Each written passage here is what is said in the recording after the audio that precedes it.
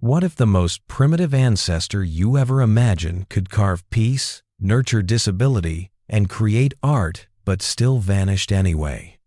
Imagine waking up to the same fear your ancestors did: bitter cold, primal dangers, the unrelenting hunt for survival.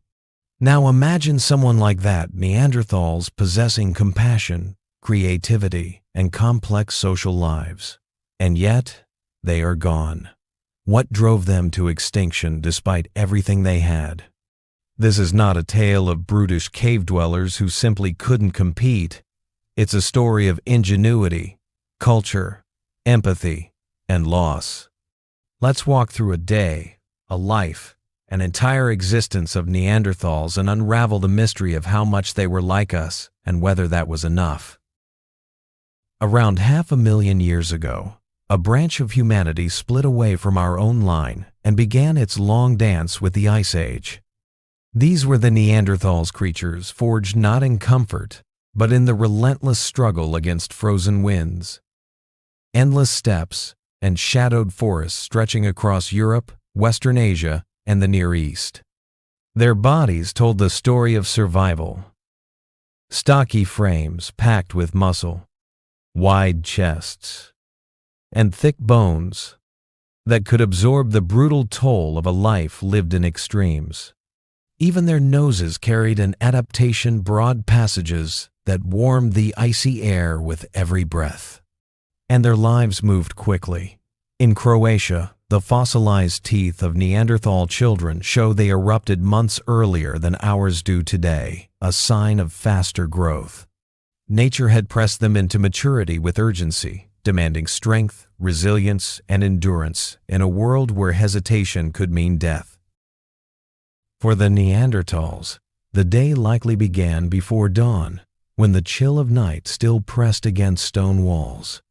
Their homes were caves and rock shelters, chosen with care, places where the wind could not bite so deeply, where dripping moisture could be kept at bay. At times, they even built simple structures. Deep within Brunikel Cave, for example, they arranged broken stalagmites into circular patterns, a feat requiring fire, planning, and cooperation in utter darkness. Life was harsh, but not without comfort. Bedding was laid with hides, grasses, and straw. Clothing was stitched from the skins of animals they had hunted, each garment a shield against the cold. Fire was both tool and guardian: heat for survival, flame for cooking, light against the night. To live as a Neanderthal was to know the land intimately, which cave mouths opened safely to the east, which overhangs kept rain from soaking their makeshift beds. When we imagine Neanderthals, we often see hunters chasing great beasts across frozen plains, and the evidence agrees. Stable isotope studies of their bones show a diet heavy in protein, so rich in animal flesh that at times their chemical signatures looked closer to wolves than to us, yet they were not simply meat eaters.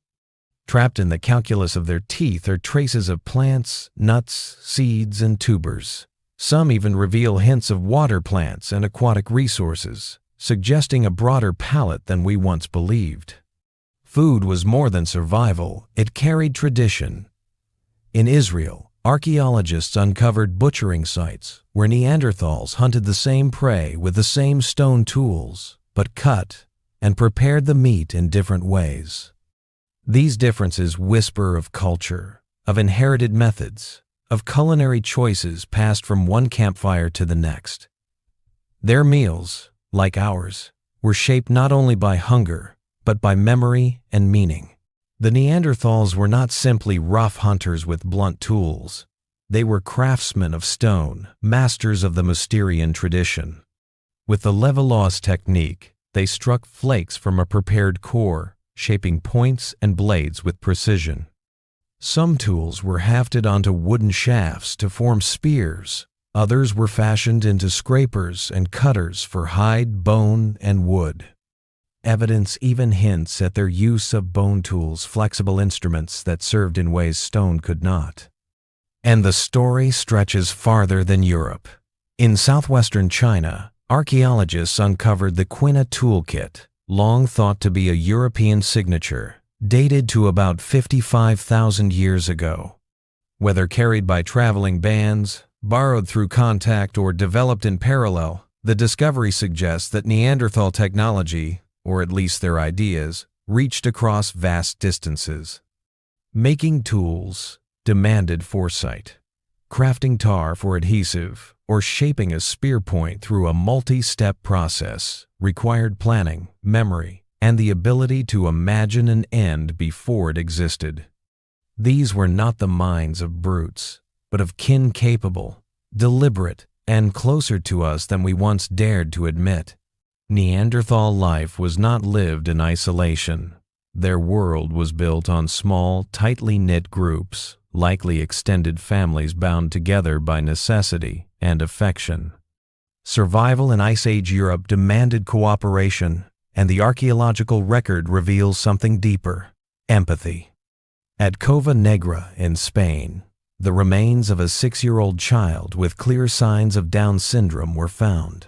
That child could not have survived without the constant care of others, yet they did. For years, their community carried them, fed them, protected them. This was not mere instinct. It was compassion. Their sense of humanity also extended to death.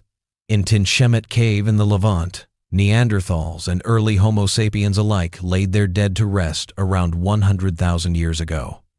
Bodies were curled in the fetal position, often dusted with ochre, sometimes accompanied by tools or symbolic objects. These gestures speak to a shared language of ritual, a recognition that life had meaning beyond survival. Here, in the dim light of the cave, Neanderthals and modern humans met in the mystery of mortality, two species, yet one impulse to honor the dead.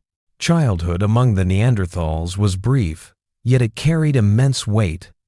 Infants matured faster than modern humans, their teeth erupting earlier, signaling a quicker shift to solid foods and, with it, to greater responsibility.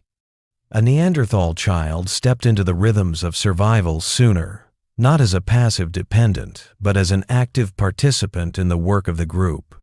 Learning came not from formal lessons, but from living. The young watched carefully as hunters tracked game, as butchers split bone and sinew, as skilled hands shaped hides and stone. Knowledge was absorbed through imitation and repetition, an apprenticeship without classrooms, taught by the very landscape and by the elders who embodied tradition. And play, too, held meaning. It was not mere amusement, but preparation. In climbing rocks, throwing stones, or staging mock hunts, children trained their bodies, tested their reflexes, and rehearsed the skills that adulthood would demand. Fossil wear patterns and ethnographic parallels suggest that even in these playful acts, Neanderthal youth were sharpening coordination, spatial awareness, and social bonds. Their games were echoes of the life-to-come serious practice, wrapped in laughter and movement.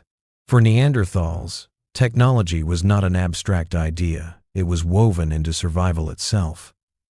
At the heart of their world was fire, a companion as much as a tool. Flames offered warmth in frozen landscapes, protection against predators, and a steady surface for cooking. Maintaining a fire was no casual act. Embers had to be guarded, hearths tended, and flames carefully coaxed back to life. Burned bones and charred stones across their sites remind us that fire was a constant presence, deliberately used and vigilantly sustained. Clothing, too, was a technology. From animal hides, they fashioned coverings that shielded them from wind and snow. They understood which furs trapped warmth best, how to soften and process hides, and perhaps even how to stitch with bone needles. These garments were not only practical, they carried within them the memory of the hunt and the skill of the maker. And beyond necessity, Neanderthals crafted meaning. The engraved bone from Einhornhöhle, etched some 51,000 years ago, is a reminder that they created more than weapons or scrapers. They shaped symbols, carving marks that outlasted the hand that made them.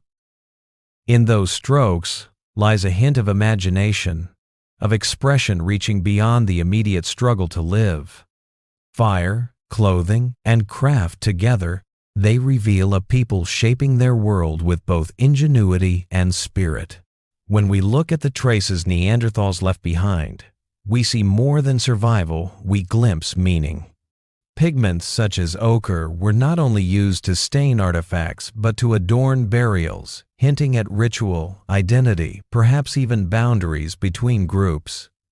To color the body or the dead was to declare something wordless, yet powerful. We belong, we remember, we mark our place in the world. Their artistry stretched further. Portable objects, engraved bones, shell ornaments, stones streaked with pigment speak to a taste for beauty and symbolism. One of the most striking finds is a pebble from Spain, bearing the faint impression of a fingerprint pressed into red ochre some 43,000 years ago. Was it deliberate? An accident? Or a quiet moment of expression? Whatever the intent, it reveals a hand reaching toward the aesthetic, the symbolic, the human. Even the places they chose carry weight. In Bruniquel Cave, Neanderthals arranged stalagmites deep in the darkness where no natural light could reach. To work there required planning, cooperation, and firelight. But why gather in such a place? Perhaps ritual, perhaps community, perhaps both. In the glow of those flames, among the cold stone rings, we sense a people who sought not only to endure, but to connect to each other, to mystery, to something beyond survival. Life for Neanderthals was never fixed in one place. It shifted with the rhythm of the seasons. They followed migrating herds across valleys, turned to roots and plants when the land thawed, and sought out new shelters as weather pressed harder against them. To live was to move, adapting constantly to cycles of cold, warmth, scarcity, and abundance. Archaeological sites like Mandarin Cave in France reveal this ebb and flow of presence. Around 54,000 to 51,700 years ago, the cave shows alternating occupation between Neanderthals and modern humans. The patterns suggest mobility, territory shared or contested, and perhaps moments of uneasy coexistence. Different human groups, drawn to the same shelters, chasing the same prey, leaving overlapping traces in stone and ash. Beneath this mobility lay a profound intimacy with the land. Neanderthals carried mental maps across generations, knowing which water sources never dried, which caves shielded from the fiercest storms, where the best flint could be pried from bedrock. Their world was vast, but it was not random. It was charted in memory, walked into the mind through countless journeys. In every step, every chosen path, we see a people deeply attuned to the landscapes that sustained them. The story of Neanderthals did not end with their disappearance, it lives on in us. Interbreeding between Neanderthals and Homo sapiens is no longer speculation but well-documented fact. Today, nearly every person of non-African ancestry carries between 1 and 2% Neanderthal DNA, a quiet inheritance etched into the human genome. New discoveries suggest these encounters began earlier than once believed. In School Cave, a child dating back some 140,000 years displays a mosaic of traits, some distinctly Neanderthal, others unmistakably Homo sapiens. Such evidence reveals that contact between these groups was not fleeting. It spanned millennia, across shifting landscapes and climates, creating bonds that went far beyond conflict or competition. And what remains of that genetic legacy is not trivial. Certain Neanderthal segments appear to have strengthened immune defenses, tuned skin to new environments, perhaps even shaped how we metabolize food. Their DNA did not vanish with them. It blended into us, carried forward, as part of our shared human story. In a sense, when we look in the mirror, fragments of Neanderthals look back. To understand Neanderthals is to recognize that they were not simply instinct-driven survivors, but thoughtful beings with minds capable of remarkable complexity. Experiments with ancient tar production, a sticky substance used to halve stone tools, reveal this clearly. To create tar, one must plan multiple steps ahead, manage fire carefully, inhibit distractions, and coordinate actions over time. Cognitive scientists note that such tasks demand advanced working memory and executive function, placing Neanderthal thought closer to our own than once imagined. Their cultures, too, carried the stamp of transmission and tradition. Butchering methods differed from region to region, even when hunting the same prey with similar tools. Some groups processed fire differently. Some crafted tools in distinctive styles. These patterns were not random. They were cultural signatures, passed down through generations, markers of identity and belonging. And woven through their practices was an awareness of death. Burials across their range show consistent forms, bodies laid in fetal position, often accompanied by ochre, tools, or symbolic objects. These choices suggest more than practicality. They hint at ritual, at remembrance, at a framework of belief shared among communities. In these gestures of care and ceremony, we see Neanderthals not only as beings who lived, but as beings who reflected, mourned, and remembered. The bones of Neanderthals bear witness to lives of hardship. Fractures, arthritis, worn teeth, and stressed joints tell the story of a people who hunted close to dangerous animals, carried heavy loads, and endured the grind of cold physical survival. Yet many of these injuries healed. The famous Old Man of La Chapelle aux Saints, crippled by severe arthritis, lived long past the point when he could hunt or fight. His survival speaks not of individual toughness alone, but of care of companions who shared food, sheltered him, and saw worth in keeping him alive.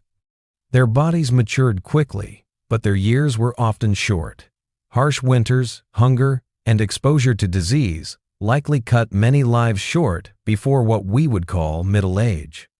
In an unforgiving Ice Age world, even small wounds could fester, and a failed season of hunting could spell disaster. Beyond biology, other vulnerabilities loomed. Neanderthal populations were scattered in small, isolated groups, making them fragile in the face of change. Climate swung violently, pushing habitats to the edge. New competitors, modern humans, arrived with different strategies, perhaps broader networks, perhaps sharper adaptability. Around 40,000 years ago, the combination of environmental upheaval, thin numbers, and growing pressure may have tipped the balance. The Neanderthals endured for hundreds of thousands of years, but in the end, survival demanded more than resilience. It demanded luck and scale they could not sustain. The decline of the Neanderthals was not a sudden fall, but a long unraveling woven from many threads. The arrival of Homo sapiens brought new pressures, competition for game and shelter, and perhaps outright conflict. Modern humans often traveled in larger groups, carried broader social networks, and seemed to adapt technologies and strategies with a speed that Neanderthals could not easily match. Numbers alone gave sapiens an edge: more hands to hunt, more voices to share knowledge, more resilience when crisis struck. At the same time, the climate shifted brutally. Ice advanced and retreated, reshaping landscapes, erasing familiar habitats, and forcing migrations into ever-narrowing margins of survivable land. Some valleys froze, others dried, and the places Neanderthals had known for millennia grew hostile. To adapt was possible, but costly, and with small, scattered populations, every failure cut deep. Interbreeding, too, played its part. Rather than vanishing in a single moment, Neanderthals were gradually absorbed into expanding human populations. Genetic swamping blurred their lineages, while cultural practices were overtaken by those of the newcomers. What disappeared was not just a people, but a way of being in the world. Yet their end was not pure defeat. Evidence of shared burials, hybrid children, and overlapping lives tells of long interaction rather than sudden replacement. Their disappearance was complex, a blend of loss, absorption, adaptation, and environmental force. They did not vanish in silence. They left echoes in our bones, our blood, and the deep memory of what it means to endure. As we return to the beginning, we see the Neanderthals not as shadows, but as people ancient, resilient, and profoundly human. They carved tools with precision, kindled fire in frozen nights, and adorned their dead with ochre and ritual. They carried compassion in their actions, caring for the injured and disabled. They carried imagination in engravings on bone and marks on cave walls. In every gesture, they remind us that humanity is not only a matter of survival, but of meaning. What they lacked was not courage or intelligence, but scale. Their networks were smaller, their numbers fewer, their innovations slower to spread across vast landscapes. In times of rapid climate swings and new competition, these limits became decisive, yet they did not simply vanish. They endure in fragments of our DNA, in echoes of our symbolic traditions, in the landscapes where they once built fires and raised children. Someone 50,000 years ago pressed a finger into red ochre. Someone knelt by a grave, placing the body of a loved one in fetal rest. These acts remind us that empathy, memory, and art run deeper than our species alone. The Neanderthals are gone, yet through their story, we glimpse ourselves more clearly. Their end was not insignificance, it was transformation. By understanding them, we come closer to understanding what it means to be human. If you followed this journey to the end, pause for a moment and turn the question inward. What parts of ourselves, compassion, art, cooperation, might we be letting slip in the relentless speed of modern life? The Neanderthals remind us that these qualities are not luxuries, but foundations of survival, of belonging, of meaning. And if we lose them, do we not risk forgetting what it truly means to be human? Much of who we are was shaped by them. In our genes, in our rituals, in our instinct to create and to care, the Neanderthals live on. They are not just a vanished species in dusty textbooks, but voices echoing from deep time, asking us to listen. If these echoes move you, I invite you to subscribe to Prehistoric Shadows. Together, we can continue unearthing the stories buried in stone, bone, and memory stories that challenge what we think we know. Share this video with someone who still believes the past was simple, and let us stir the questions that matter most. Thank you for walking into the world of the Neanderthals with us. They were never the brutish caricatures of old myths, but beings of depth, of empathy, of creativity. In their reflection, we see ourselves, and perhaps, if we look closely enough, what we must fight to preserve.